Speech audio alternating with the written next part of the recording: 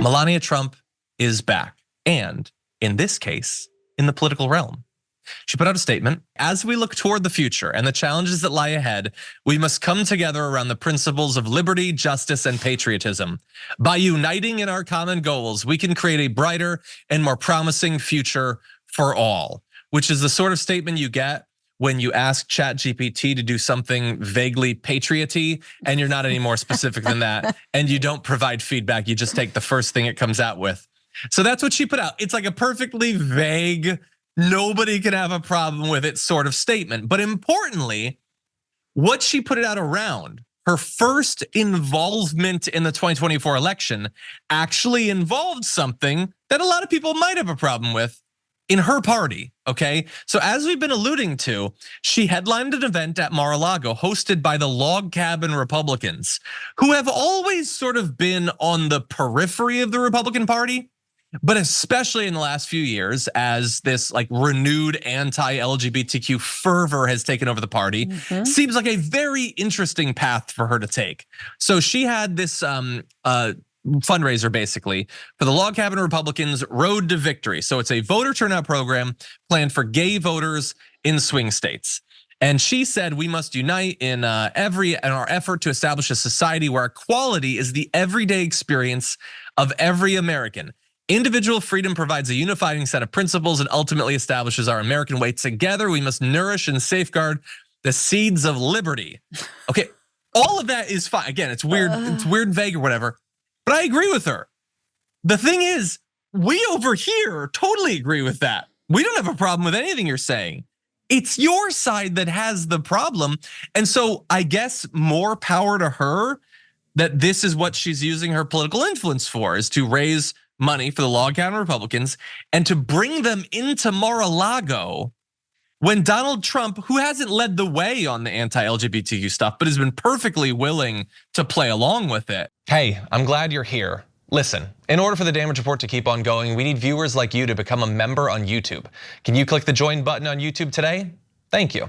I think it makes sense. Every time a celebrity star is sort of like, falling, they have to sort of reemerge and rebrand themselves as a gay icon. They release a few dance hits, there they go, and it's like, gay icon. Beyonce did it, Madonna did it. Everyone's got to just like, again, they're like, look, who's gonna love me? People who want to party. I just throw like some beats behind this. So I think that is a good move for her. Very interesting. I mean, we've seen, look, when the MAGA movement like first came on the scene, the surprising element was the way that they opened their arms to a lot of gay folks. They happen to all be like white men with a lot of privilege, cis white men. And they're like, you can totally stump for us. You hate immigrants, we hate immigrants, it's all good, So it seemed like that was kind of all water under the bridge. We're not going to relitigate gay marriage, which, to be honest with you, John, I felt was kind of cool. It was like a sign of progress. It felt that way, yeah. And then you're right. There was sort of this backlash because Republicans are so bored, they don't know what else to do. So they sort of refight fights they fought like, 30, 40, 50 years ago. And now there's a big question mark. I think we saw Log Cabin Republicans get kicked out of, I believe, a Republican convention in Texas and in other states. It's an interesting move. I don't know who it's for, but it's interesting. It is interesting. Look, I think it's partly, it's like you're being flippant, but yeah, they needed something to talk about. They don't have an economic plan. They can't actually say what they want to do economically. We're kind of bored about talking about the caravans from El Salvador. So I guess gay people are bad again. But then I also think it's a natural philosophical outgrowth of QAnon. That's what it is. They dabbled with all the QAnon stuff. And eventually they looked out upon their base and thought, oh, these people want to be told that gay people are eating and having sex with children. So I guess that's our politics now. And that's where all of their influences are. They're big up and comers in the party, have all doubled, tripled, quadrupled down on gay people are the greatest threat to America.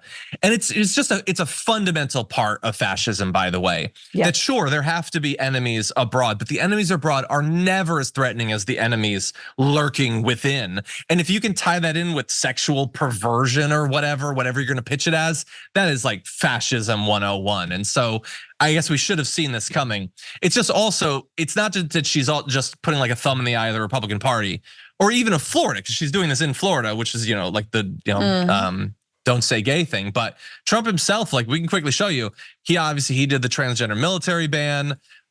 He freaked out over the fact that Trans Day of Visibility was the same day as Easter. He asked the Joint Chiefs chair, "Are you soft on transgenders?" Opposed the federal LGBTQ non-discrimination bill. Like, this guy who had said at one point in 2016 that like nobody's better for, he probably said the gays or whatever, but he'd pitched himself. Then he looked out over the party and he was like, they're moving in a different direction. I could try to put them back on the right path. I'm not going to be a leader or whatever, so I'll just glom onto that. And that's what he's done. I mean, I wouldn't be surprised if the log cabin Republicans are also not very anti-trans, right? I mean, I think that as we've seen, every sort of minority group will gain an upper hand in the right if they throw part of, the collective under the bus. And, obviously being trans is not the same thing as being gay, but like they are part of the broader queer LGBTQ plus community. So we'll see. I'm actually not really sure about their stance, but I wouldn't be surprised if they do that.